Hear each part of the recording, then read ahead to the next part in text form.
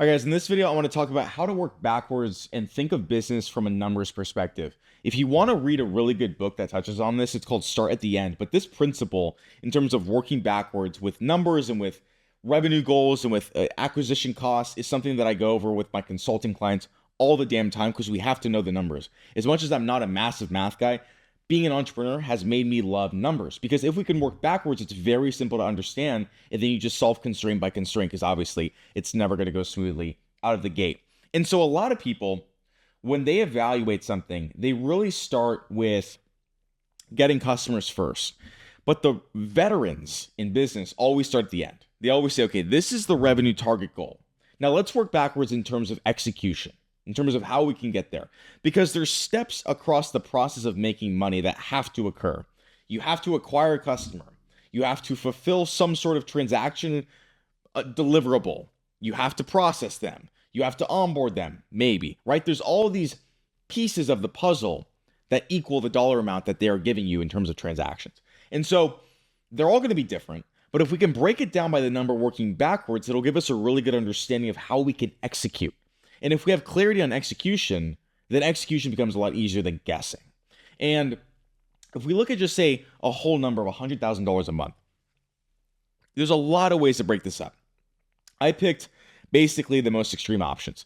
$5,000 ticket 20 times or $50 2,000 times. So our cost to acquire those customers can be very different. Very different.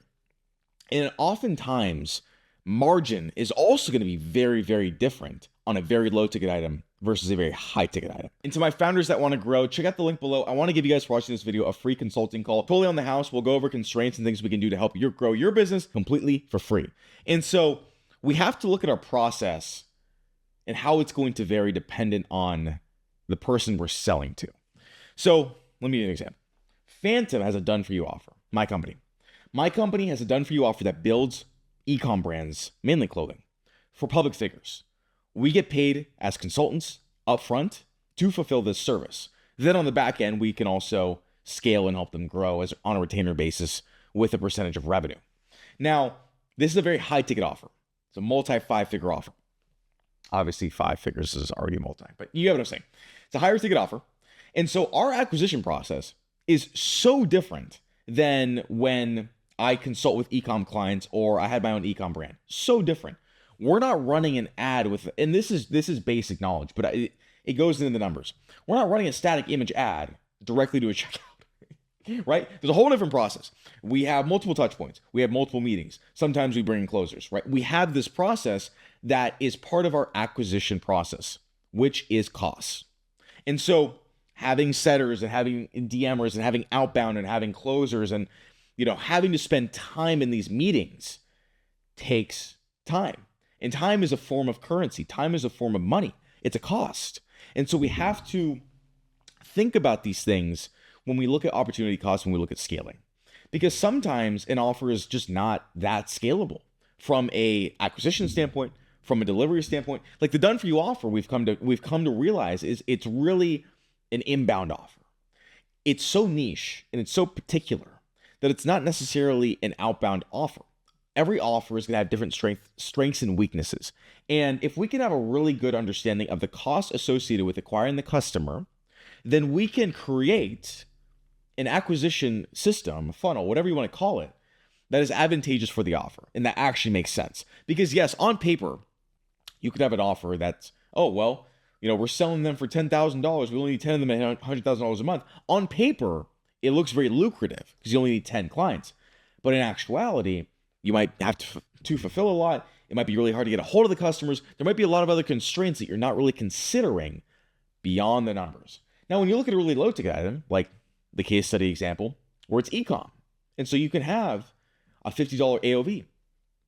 You can spend X amount of dollars per day in marketing for mass appeal, a product that can sell to so many people. Sometimes that's easier. Sometimes it's harder. A lot of people have a preference of selling to richer people. If I'm bringing on a client, they have to be affluent. They have to have a higher net worth.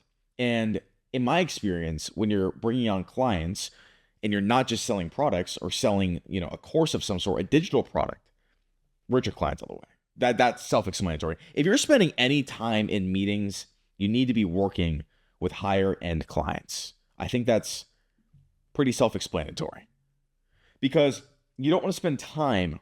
There's a time to cost ratio that we have to look at. How much time is it going to take me to make X amount of money and X amount of profit?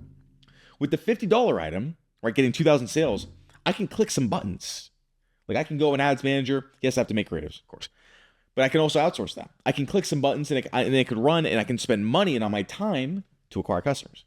Oftentimes, with very high ticket items, the founder has to be involved typically in some of the calls, which involves time. And so when you work backwards, you can really evaluate an offer. You can really evaluate what is the actual cost and how can I actually get there? Like obviously, for 2,000 people at $50, we're not going to do outbound. We're going to run ads, obviously. But we need 20 people. It's a very specific outbound strategy, and we're not going to run ads. And so they all have a different process. They all have a different cost. And then once we understand that, we can then solve problems. We can then say, okay, great. So we need to run ads. Clearly, we're selling things for $50. We need to run ads. We need to reach 2,000 people.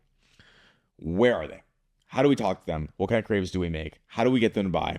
Blah, blah, blah, blah, blah. And we work backwards in every step. Just like we're working backwards from the revenue target and doing the math and breaking things down in terms of acquisition, we work backwards in terms of solving these problems. Or, okay, we're selling something that's $5,000. We need 20 clients.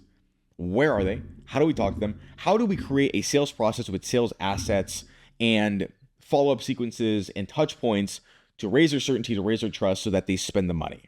Might not be a lot of money to them, but it's still a longer process than $50. And so we need to do things differently to acquire them.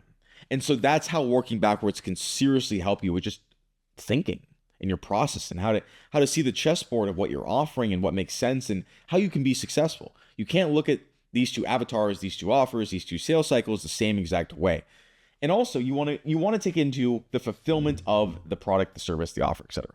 If you're selling a hat for 50, it takes you 30 to make, and you can't acquire for less than 30, not good, right? We have bad economics of scale. And the same can be true for high ticket. People neglect that. $5,000, but it's going to take you 6 months to fulfill and tons of your time.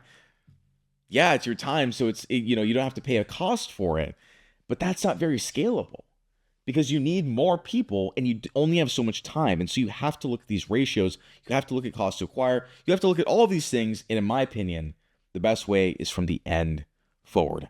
Break down the numbers, understand acquisition costs, understand how to view things, and you can have an easier time solving constraints and scaling.